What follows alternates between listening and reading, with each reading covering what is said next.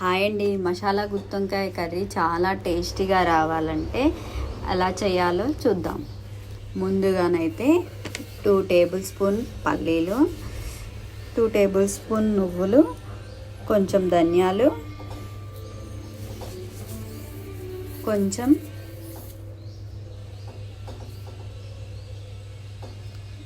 మసాలాలు,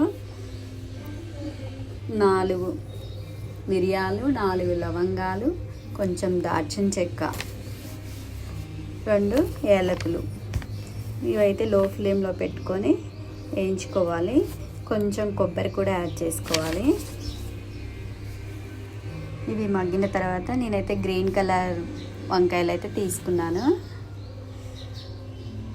ఇవైతే brown colour వచ్చేసినాయి, ఏగిపోయినాయి. ఇవి చల్లారిన తర్వాత మిక్సీ బౌల్లో వేసుకోవాలి. కొంచెం 2 స్పూన్ల కారము, కొంచెం సాల్ట్,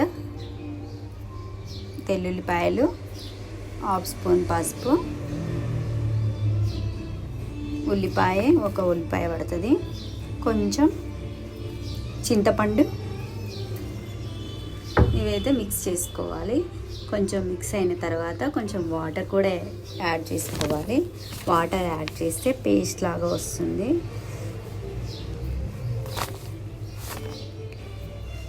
పేస్ట్ అయితే చేసేసుకున్నాం. పక్కకు పెట్టుకున్న తర్వాత అది మన వంకాయలు అయితే 4 భాగాలుగా కట్ చేసుకోవాలి. సో పూర్తిగా కట్ చేయొద్దు, మిడిల్ పార్ట్లో గ్యాప్ ఉండేలా కట్ చేయాలి.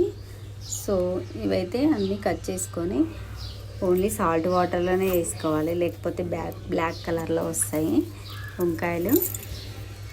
ఈ 4 భాగాలుగా కట్ చేసుకున్న వంకాయలకి మనం రెడీ చేసుకున్న పేస్ట్ అయితే మిడిల్ పార్ట్లో పెట్టుకోవాలి.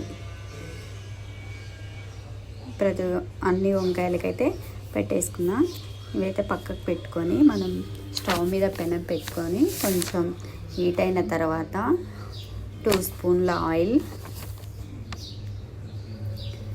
కొంచెం జీలకర్ర, కొంచెం మసాలాలు, ఆవాలు, కొంచెం కరివేపాకు, 2 ఎండుమిరపకాయలు ఇవి వేసుకొని వేగిన తర్వాత మనం పేస్ట్ పెట్టుకున్న వంకాయలను అయితే వేసుకోవాలి. ఇవి 5 మినిట్స్ లో ఫ్లేమ్లో పెట్టుకొని మూత పెట్టేసుకొని మగ్గనివ్వాలి. ఇదైతే ఈ కర్రీ చాలా టేస్ట్ ఉంటుంది ఈ స్టైల్లోనైతే. ఇవైతే మగ్గిపోయినాయి. మనం మిగిలిన పేస్ట్ ఉంది కదా, ఆ మిగిలిన పేస్ట్ని వేసుకొని కొంచెం 1/2 లీటర్ వాటర్ వేసుకొని మంచిగా కలుపుకొని మనం 15 మినిట్స్ అయితే క్యాప్ పెట్టుకొని ఉంచుకోవాలి. ఇవి బాగా మసిలి అవి అనేది వంకాయలు అనేది ఉడికిపోతాయి. ఇవైతే ఉడికిపోయినాయి ఆల్మోస్ట్. ధనియా పౌడర్ వేసుకొని, మసాలా వేసుకొని, గరం మసాలా వేసుకొని కర్రీ అయితే రెడీ అయిపోయింది. కర్రీ అయితే చూస్తే కలర్ఫుల్గా ఉంది. మనం తర్వాత సర్వింగ్ బౌల్లో వేసుకొని సర్వ్ చేసుకోవడమే. టేస్టీ వంకాయ మసాలా కర్రీ రెడీ. మరిన్ని వీడియోల కోసం వెయిట్ చేస్తూ ఉండండి. Thank you, bye.